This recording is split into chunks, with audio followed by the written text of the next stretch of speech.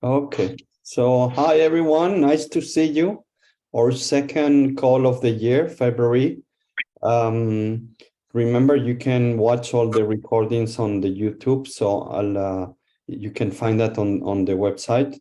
Thank you for that suggestion, Wayne, to share details from the group and the community. So let's look into that. In the meantime, you can also use the chat to share for the time being now. So today, what I wanted to do is, again, I like these meetings when there's dialogue and discussion and working groups rather than me or somebody else talking, because I think this group is so powerful in the content and the experiences. So today, I'm just going to walk you through the standard slides here very quickly, and then go into a discussion which I think it's not addressed enough, but I'd like to hear your views. So, where let me just meet people. Okay, so we keep growing. 126 already SIP, not bad. 83% success rate. A few new members. I saw you're there. So congratulations for that. We keep growing steady, not massive, but steady. People are getting to know more about what we do, the strategy implementation framework. Like you were saying, Wayne, I think this is absolutely a must for connecting strategy with implementation. You need these frameworks, especially for project managers.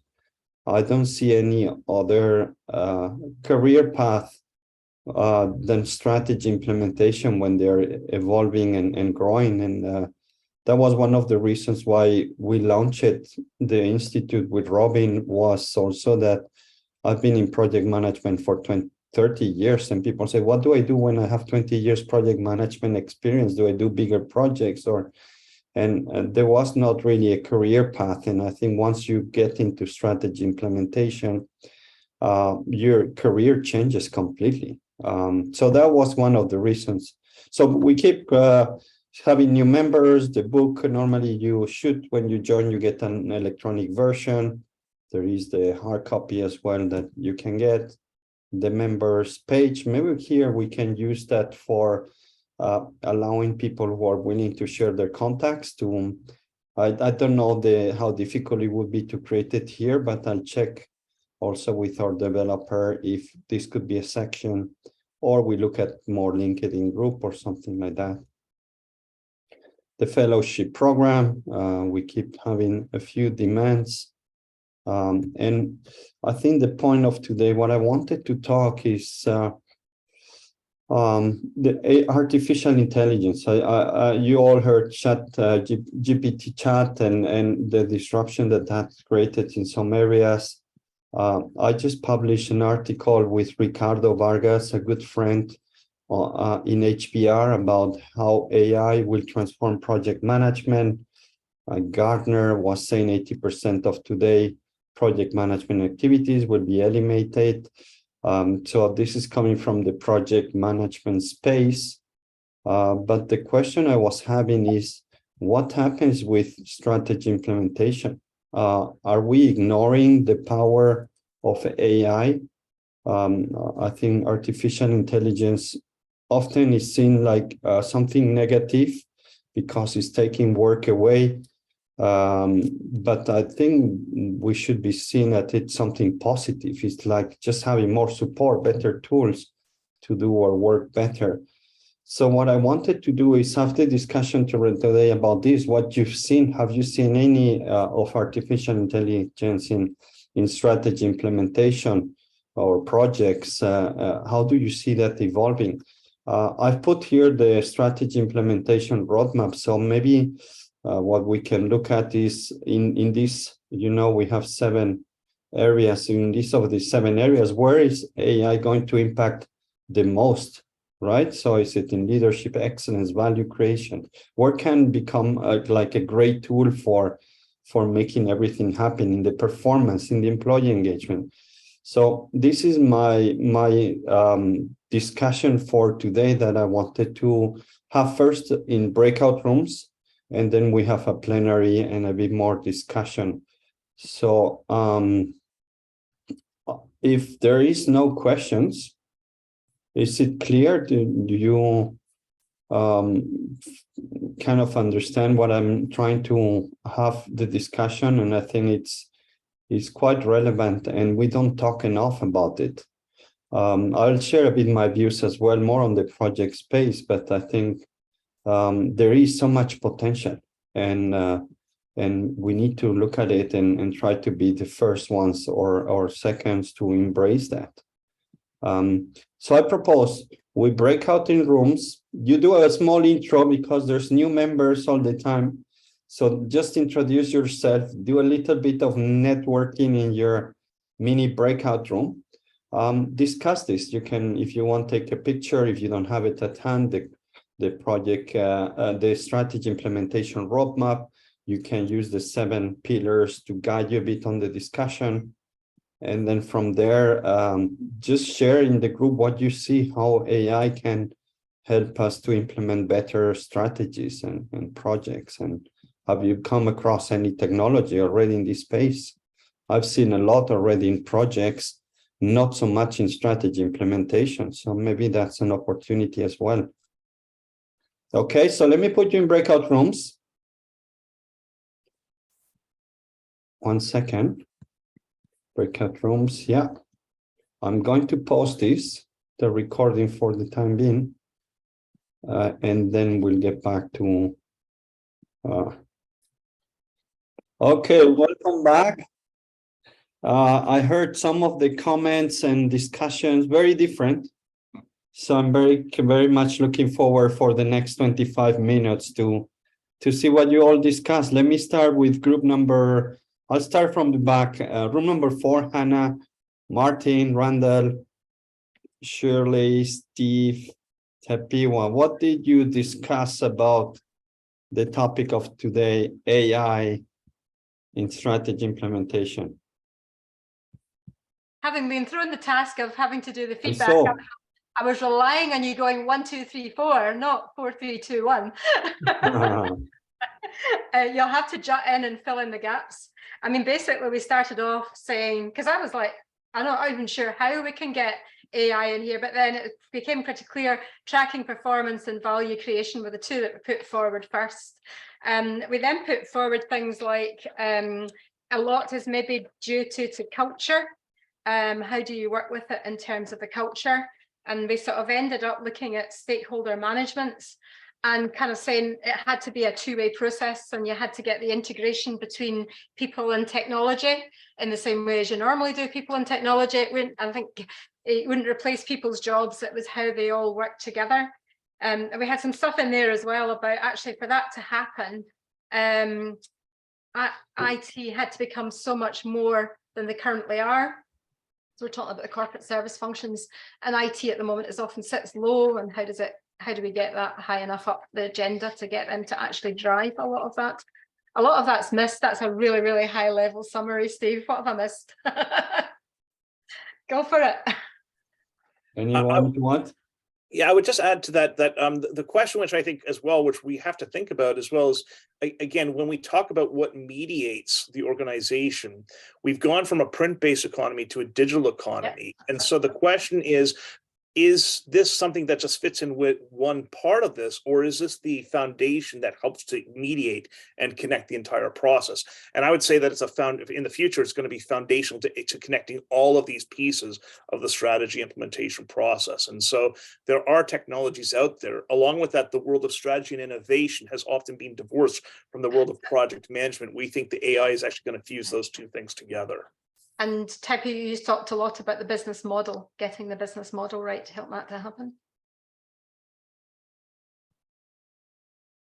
Thank you. Anybody wants to comment? Should we go first through each of the groups and then we can have a bit more discussion on the topics? So I'm going to group number 3, Anibal, Claudette, Sharon, Rushali. Who wants to comment? Sharon, you want me to get started and then maybe feel free to add or? Okay, cool. So we started our discussion how AI is going to transform implementation of strategy, and apparently with the discussion, when we landed on the conclusion, we felt that it's going to impact all the aspects, right from strategic planning to mapping the strategy. So the key elements which will get impacted would be same what group 4 mentioned, which is tracking performances where AI could be helpful. Evaluation, so yeah, value creation and trainings. So this is where AI could be more impactful, and identifying how we are performing in terms of our planning versus mapping the strategy. Sharon, would you like to give a quick example as well? Like, Sure. I just shared with our group that we're really testing out a new system. It's called Edison, built into Office 365, that we are thinking is going to allow us to take our manual strategic mapping process and connect each of our frontline units, tearing it up so that each level of leadership will be able to have that bird's eye view of a basic SWOT analysis, a basic maturity level in terms of the expectations that we have for our frontline units in the Salvation Army. We believe that data being given real time to our leaders is going to help with a more agile and effective strategic planning process from their perspective, and making more effective and relevant strategic decisions. So I just shared that with our group. We're just really in the beginning phases. We've mapped out a whole new process for strategic mapping, and we've been testing that with our frontline units for the last 2 years. And now we're moving it into the system that is going to use AI to give us immediate data. So we're looking forward to learning further, because the learning curve on this is so extreme for everybody. But we're really hoping that it's going to give us the information and data that we need and connect all those dots for us so that we're moving forward together. Very nice. Thank you. Let me go to the next group. Group number 2. Let me see who was there. Brigitte, Larry, Sylvia, Sola, Alan, Kiesta. What did you talk about? Thanks, Antonio. So in looking at the different components that are on the SIR, we were looking really, we looked at tracking performance as one of them. So I'm probably repeating what the other groups have said, but certainly tracking performance when it comes down to evaluation and the possibility of AI really disrupting that space. We spoke a little bit about even KPRs and there being available software that could potentially have a significant impact with regards to that component. We didn't have any specific examples around AI that's currently being used there. We also spoke about value creation as well as the business model.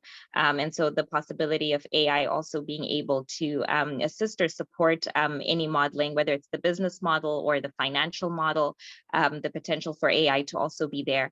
And then finally, we spoke, I know communications isn't a component, but probably just within all of the components, talking about communications, which is probably a pretty big conversation right now, but both with GPT as well as Google's announcement yesterday with Bard, I believe. I hope I'm pronouncing it correctly. And just the impact that could also have with communications around strategy and the utilization of AI in that regard. We also got into a conversation about really what is the impact of communications being led or directed by AI, and the need for that humane component to still remain around any communications that are happening with strategy implementation, but also recognizing that there is a great opportunity for AI to be utilized when it comes to maybe more standardized communications as well. So that was our conversation as room 2. Nice. Thank you. Very interesting. And I go to the last group. Number 1, Chris, Elmo, Michele, Maury, Susie, Wayne.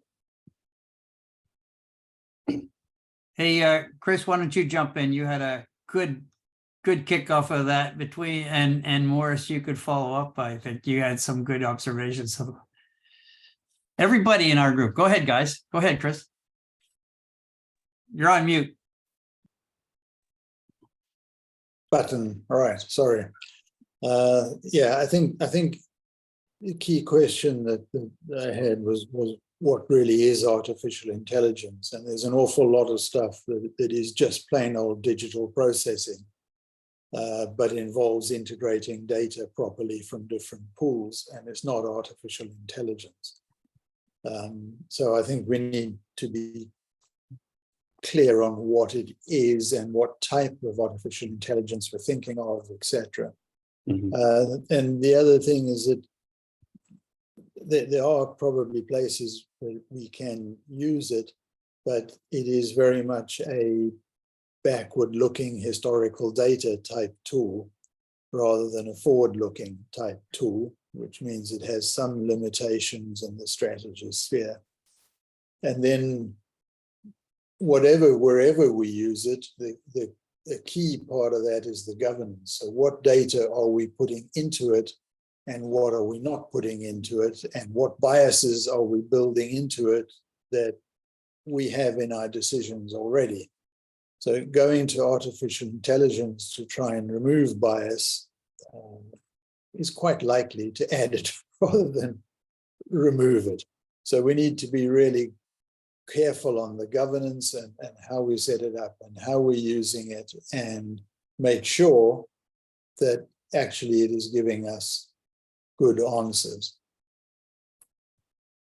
I think that was one of the issues. One of the areas that I think we can see it is maybe in helping understand relationships and how well people are performing in a team, that there may be applications there that help us. I don't know. Then the other things I'll pass on to others. Some other valid points, I think. Hey, Morris, get in there.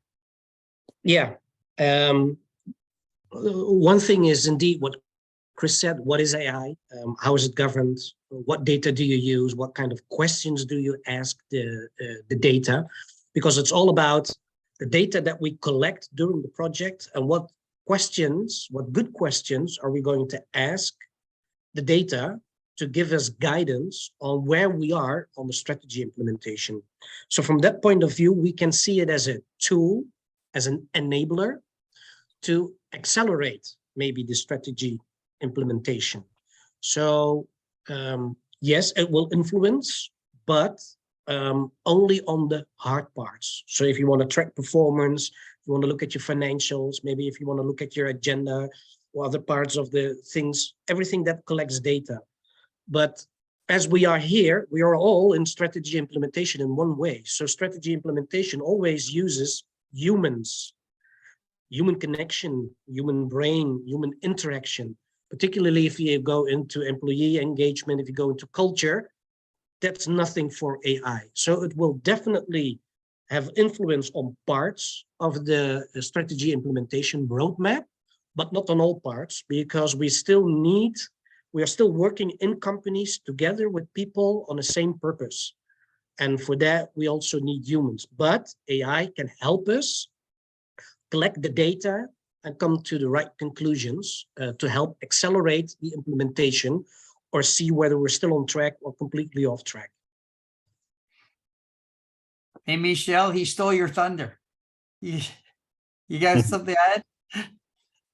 Totally agree. Okay. All right, because Michelle brought up the point around the human attribute and culture, which is really the key here. Anyone else in our group want to add? Susie, any comments? Anyone? No. I would just say one thing that I observe. I'm right in the middle of it. I'm working with a group out of Israel right now, and just came off of some training, and it's very interesting that everybody has their own view of what this is and their own view of what it is not. And I think the key for all of us is to at least experiment and to find our way, but the underlying current or the conduit to its value is around governance. And really, at the end of the day, that's really what strategy implementation is all about. It's about establishing a formalized governance that everybody is on the same page, so that all the stakeholders are aware of the value proposition, the purpose, and so on. And then the tools become enablers to help bring forward what can be automated, what can be processed, what can be altered in a positive manner, just to accelerate, compress time, and of course, improve the outcome, which is the OKR deliverable you're expecting.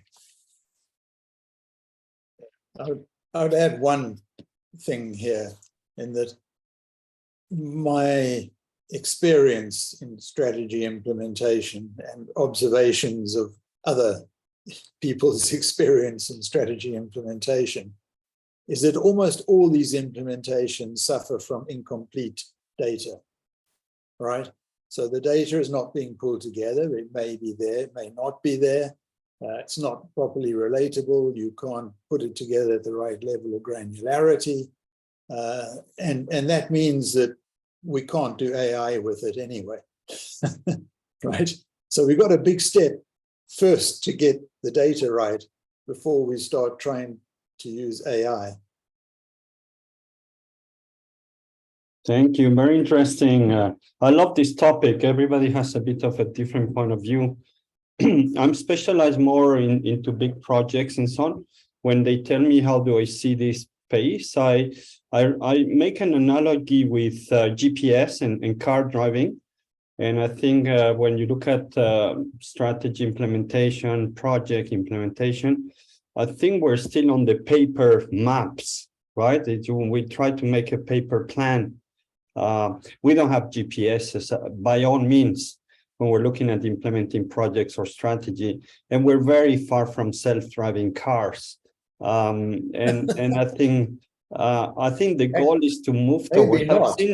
I've seen some parts in project management, especially in the prioritization selection of the best initiatives. So there's some machine learning algorithms already there where they help you compare with which project has better chances based on a set of 100, 200 criteria. I've seen a software which is, they can make your project plan of 10,000 lines in about 5 minutes instead of 5 weeks.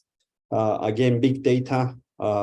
There is gaps like Chris is telling, but I recently found out that they found out a way to fill in the gaps of data with kind of simulating data. So I think this is changing very fast, but on the planning side, I've seen these amazing project plans being done quite accurately, not perfect, but in 5 minutes. And then on the execution, I think the whole reporting should be moving away, and some level of decisions and risk management should be done by these machines. Why would we need to track issues? Why do we need to take decisions on small things that the machine will do better?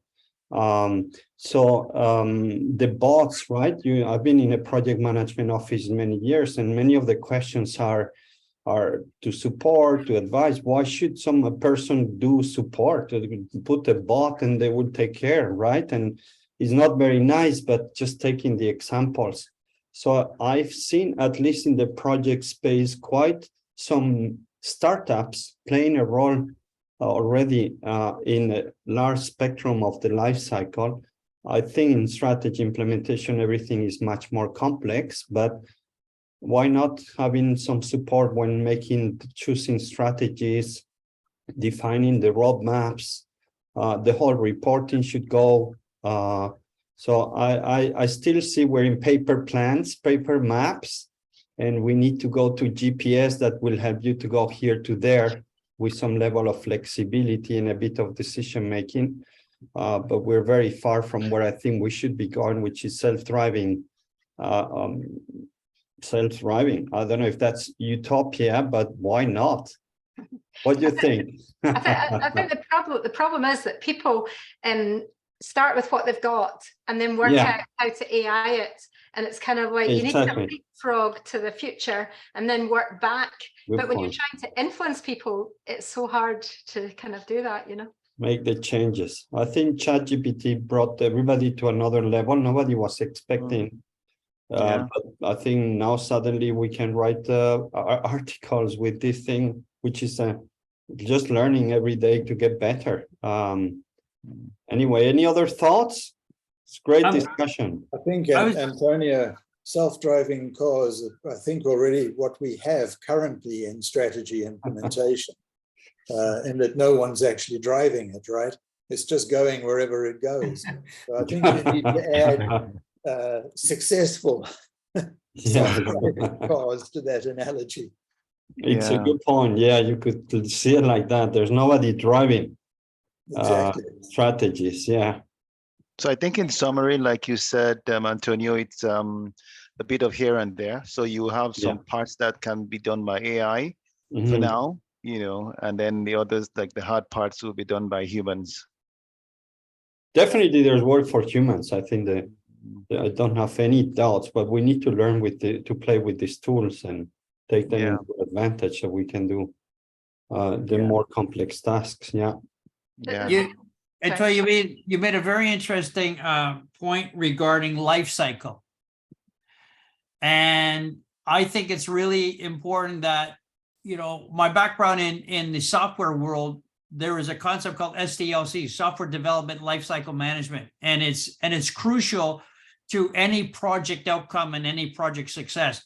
And what I observed, having spent 20 years working with public sector, which is a collection and a collusion of contractors, all trying to solve for the problem, it's a never-ending story. And if there isn't that governance framework underneath, it will fail. And that's many reasons why the projects fail, because there isn't that governance. But the ultimate element of what we have here in front of us is strategy is all about human interaction and human views and ideation. That, you know, if we're expecting the bot or the technology to do it for us, then it'll be a robot of what, and it won't necessarily be what. So there will be value when you can bring automation and you can bring technology to be the enabler to remove the risk and remove the friction. But the human element needs to be paramount and involved. Otherwise, we're going to be like this. Yeah. And if I could add to that point, well said, Wayne. If I could add to that point that, again, any form of media, whether it's artificial intelligence or it's a typewriter, what it does, it amplifies and accelerates whatever's in the human condition. Therefore, if we have confusion in our own human processes, AI is not going to fix that. It's just going to amplify that. So we need to get our processes right. You know, we have to understand how we work together as human beings if we want AI to work for us. I was going to say, the other thing is because I always have the theory that everything's hackable, the person that writes the AI to hack everybody else's AI is going to win the game for a while. It's true. Yeah, and what do you think, Antonio, and the rest of us? I think maturity when it comes to strategy implementation and the strategy roadmap also matters.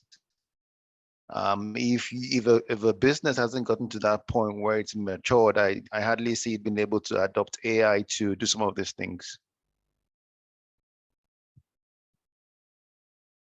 I think so. I think, I don't know. I think we might be, these things get you by surprise always. You don't see them coming. I think we are skeptical with a good reason, but I think from one day to another, we'll find these things happening. I don't know in which way or form, but I'm definitely, and if you see the money that is wasted with bad strategy and bad projects, trillions, I'm surprised nobody has been working on this way before, because it's so much waste. So it's all, I don't think anybody has the truth. I just think we need to be open enough and and curious enough to go beyond our kind of standard way of thinking, to learn and to see what's coming now. No, it's even operations in hospitals are being done with AI, and what's more sensitive than that, than a project? Come on, a project or a strategy, who cares? We're talking about human beings, and they've embraced technology much more than we do. So I just don't know. It's just a topic that is fascinating because nobody has the right answer yet. Well, it comes back to this whole notion around experimentation. Exactly. And the risk is that we're conditioned in society now to be somewhat lazy in our thinking. And there's a generation that thinks there's an app for that. Yeah. They can solve for everything. So the younger generation are, no disrespect to them, but they are somewhat more lazy about the ability to start doing critical thinking and applied thinking in a contextual manner that has the ability for them to contextualize the relevancy of it, which if you want a chatbot to it, you're going to get a defined outcome, but is that ultimately going to solve for the problem that has not been resolved? Because if we haven't been able to figure it out and we have so much project failing, it's because nobody is on the same page. We have to get everybody on the same page at the same time and synchronize such that everybody has a common goal and a common outcome, and they all are contributing their view, but there is it's bringing together the mold of the outcome that everybody is in agreement. This is what it should be. Our greater challenge in society and humanity is getting everybody to agree. I like that. A great way to finish, Wayne, and I want to be respectful for your time. It's a pity Robin couldn't make it. He's quite busy, but he has written a lot on digital transformation. So next time in the next call, we'll ask his point of view. I think normally will be, I think it's a March 7th, but he will let you know. You can get a copy of my article. I will paste it here in the chat. Normally you can just have a look. I think it's in hbr.org. But thank you. It was a pleasure having you and seeing you, and a very, very enriching discussion around the future or maybe the present. We don't know. Take care. Okay, everyone, take care. Thank Thanks you. a lot for Bye-bye. Yep. Thank Bye-bye, you. everybody. Thank you. I'll follow up with you, Antonio. Yeah. Bye. Bye-bye. Bye, Sandra.